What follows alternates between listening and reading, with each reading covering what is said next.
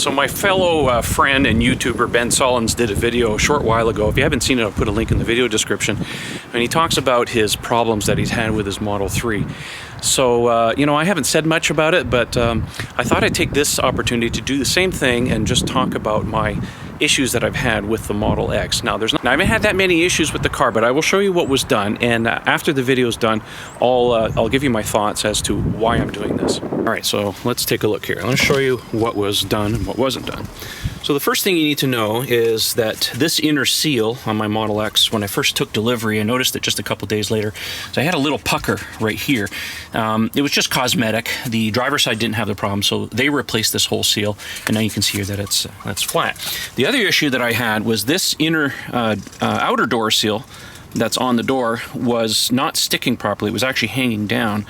They use automotive adhesive to keep this on, so they replaced that under warranty. That was solved fairly quickly.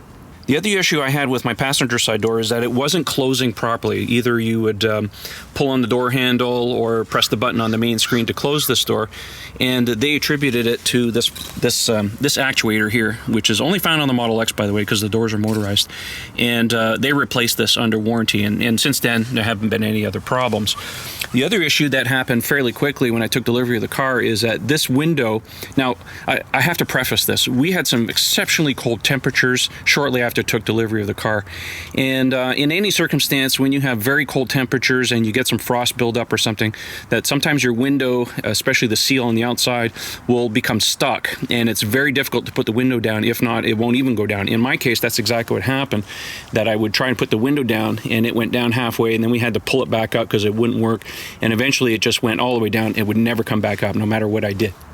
So I made a service appointment, and they came back and took the car and the window apart, and they replaced, I think it was a regulator, and that was fine. It lasted a day, and then for whatever reason it did the little drop, because, you know, of course when you close the doors on Teslas, they do that little drop thing just like that.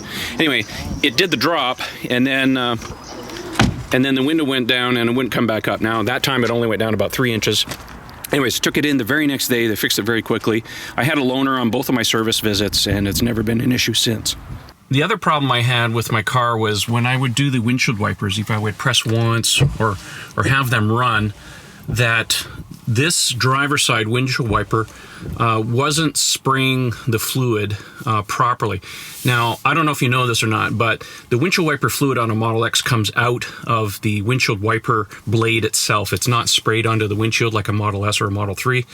So anyways, it wasn't working too well. So when I took it into service, I spent about 15 to 20 minutes with what I believe is the actual service technician, and explained to him the issues I was having, and he said, well, sometimes there's a little pipe that gets kinked. I'll open the hood here in a moment here, and I'll show you where it is.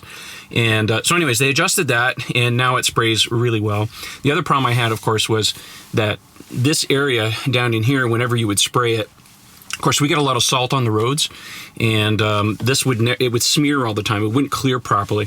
So they adjusted the tension on the windshield wiper, and it's greatly improved. Now, the technician also told me that they were talking to Fremont engineers and Montreal engineers, I think. Anyways, they were talking about there's a possibility of some kind of retrofit. They're working on solving the problem because they know that the windshield wipers on the Model X are not the best in the winter months.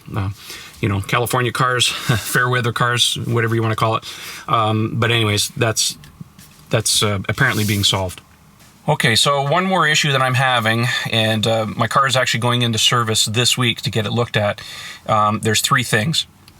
First things first, you'll notice here that I have an airbag warning, and if I put the car into drive, I'm not buckled in. But look here, it shows me the passenger side is not buckled in.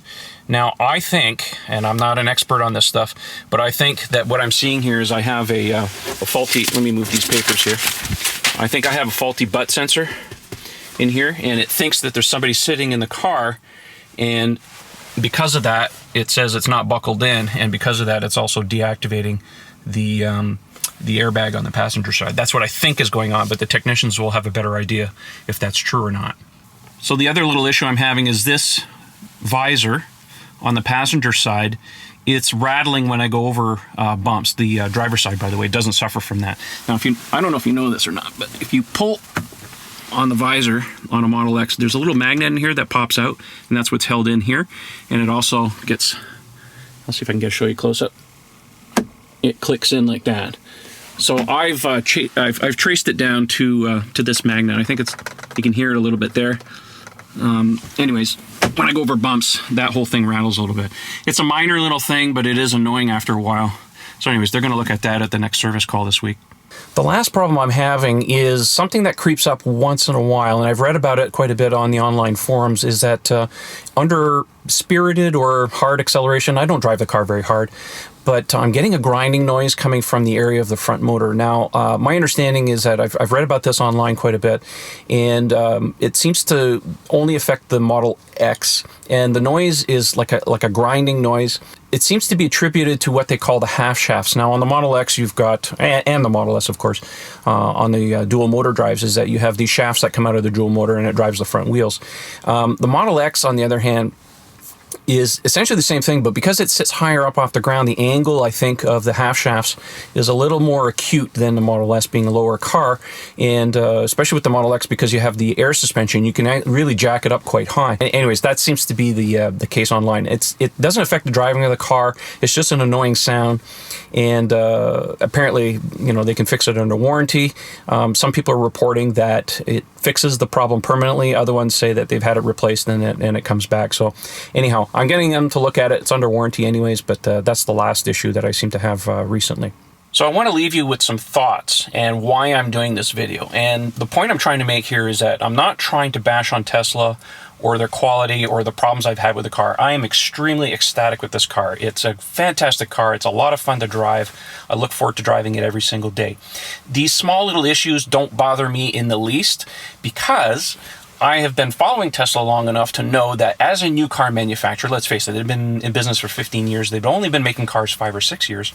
So there's bound to be some little issues. So going into the buying process, I expected to have issues. Not so much with my last car, of course, with the Lincoln. You've heard all kinds of stories about me taking it in for service. It was in 15 or 16 times, even had a new transmission. I think for a car manufacturer like Ford or Lincoln that's been in business for over 100 years, they'd have their collective you-know-what together.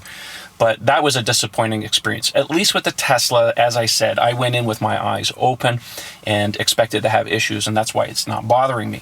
Which brings me to the point of why I'm making this video. For a lot of you that are first-time owners or never owned a Tesla before and you're excited about the Model 3, I get it. It's great.